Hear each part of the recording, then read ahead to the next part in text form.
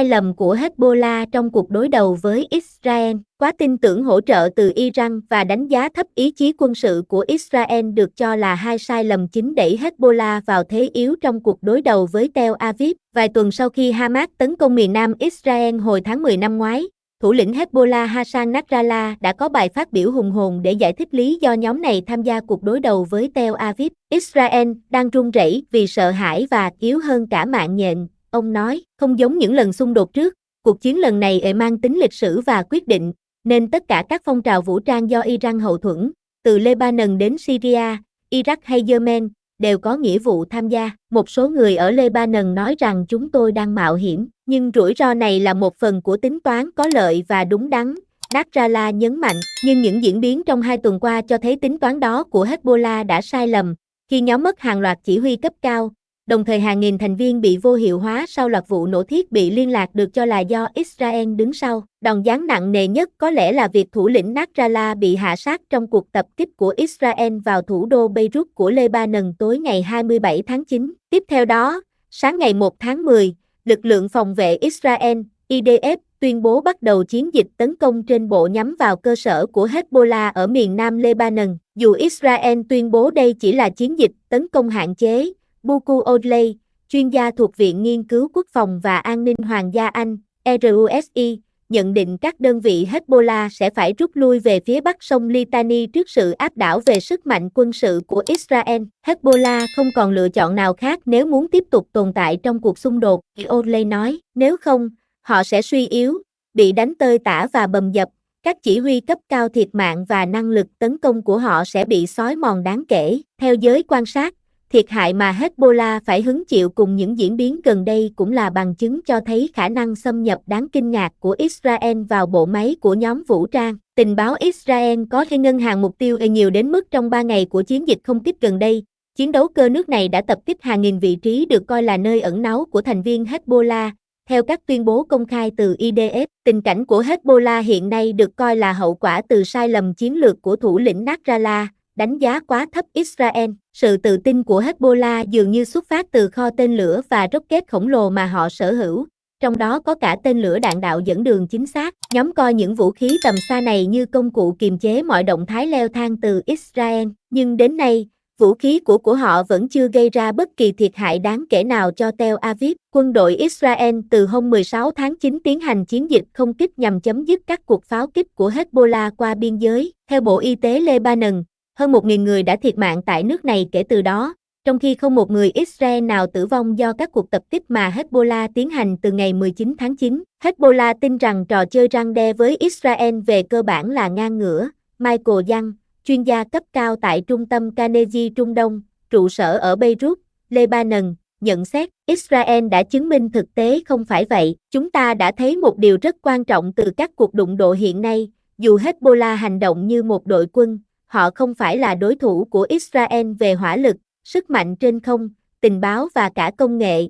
Cựu thủ tướng Lebanon Fouad Siniora nhận xét, Nasrallah đã lãnh đạo Hezbollah trong hơn 3 thập kỷ và cái chết của ông khiến nhóm mất đi một thủ lĩnh giàu kinh nghiệm, người gần như có địa vị thiêng liêng trong cộng đồng Hồi giáo dòng Sái. Khi quyết định dẫn dắt Hezbollah vào một cuộc chiến mới với Israel, Nasrallah dường như tin rằng xung đột có thể được kiềm chế vì Tel Aviv đã kiệt sức do đối đầu Hamas ở Gaza và vẫn mang tâm lý e dè trước kho tên lửa của nhóm. Chiến lược này đã phát huy hiệu quả trong nhiều tháng, khi Israel và Hezbollah chỉ đấu hỏa lực qua biên giới và tránh được các động thái leo thang nghiêm trọng. Nhưng những tuần gần đây, các lãnh đạo Israel, đối mặt áp lực phải đưa hàng chục nghìn người dân phải sơ tán vì xung đột với Hezbollah trở về nhà ở miền Bắc đất nước, đã nhanh chóng gia tăng các đòn tấn công. Sự quyết liệt chưa từng có về mặt quân sự này đã tạo ra cơn hỗn loạn đối với Hezbollah và cản trở khả năng phản ứng của nhóm. Israel có hai lợi thế lớn trước Hezbollah. Đầu tiên, cơ quan tình báo của họ đã thâm nhập sâu vào nhóm,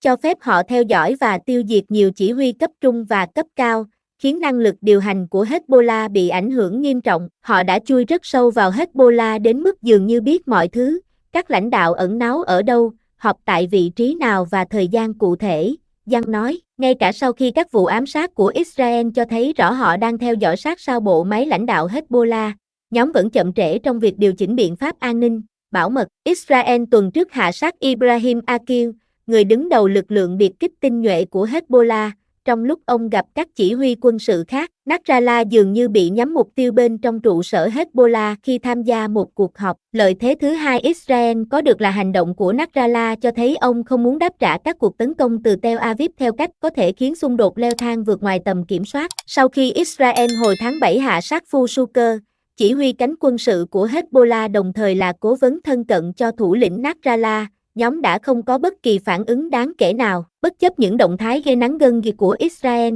Hezbollah không tiến hành đòn tập kích lớn bằng tên lửa đạn đạo như họ đe dọa. Ở mọi cấp độ leo thang, Hezbollah đều không thể theo kịp Israel, Giăng bình luận. Vì vậy, Israel nhanh chóng gia tăng sức ép, đẩy mạnh những cuộc tấn công chính xác nhằm vào các thủ lĩnh Hezbollah, đồng thời ném bom dữ dội thành trì của nhóm ở miền Nam và miền Đông Lebanon. Các cuộc tập kích đã khiến hơn 700 người thiệt mạng trong tuần qua trước, nhiều người trong số đó là dân thường. Giới chức Israel nói rằng họ đang tìm cách tránh một chiến dịch trên bộ vào Lebanon bằng cách làm suy yếu đáng kể năng lực cũng như loại bỏ các thủ lĩnh chủ chốt của Hezbollah. Bằng cách hạ sát thủ lĩnh Nasrallah, Israel dường như hy vọng rằng đây sẽ là một đòn hạ gục đối với Hezbollah. Theo giới chuyên gia, sai lầm khác của Hezbollah là quá tin tưởng vào cam kết hỗ trợ từ Iran và mạng lưới đồng minh trong trục kháng chiến. Người phát ngôn Bộ Ngoại giao Iran Nasser Kanani hôm 30 tháng 9 tuyên bố Tehran sẽ không điều quân tới Lebanon hay Gaza để chiến đấu với Israel,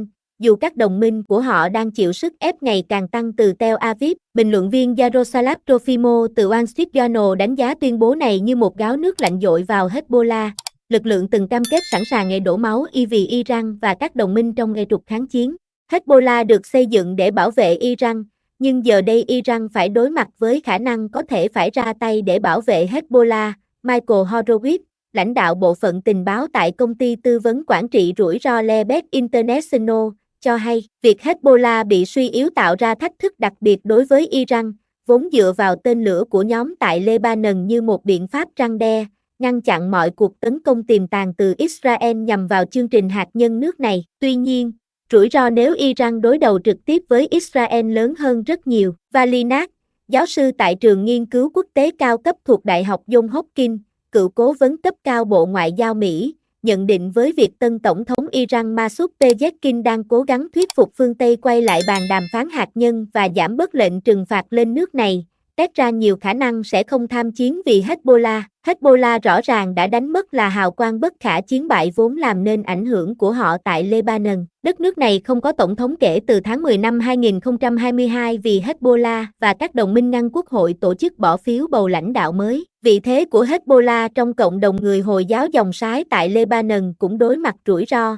đặc biệt khi cư dân ở các khu vực người Sái ở miền nam đất nước và thung lũng Bekaa đang phải rời bỏ nhà cửa vì đòn không kích từ Israel. Tính toán của Hezbollah đã phản tác dụng, nhiều vùng rộng lớn ở miền nam Lebanon bị phá hủy và hàng trăm nghìn người Sái đã mất nhà cửa hoặc về cơ bản trở thành dân tị nạn. Hezbollah có thể duy trì lòng trung thành của những người này như thế nào? Giăng đặt câu hỏi. Vấn đề khác là ở trong nước, Hezbollah đang bị cô lập khi nhắc đến việc mở mặt trận thứ hai với Israel. Nhiều người đang hình thành tâm lý bất mãn vì những gì xảy ra với họ.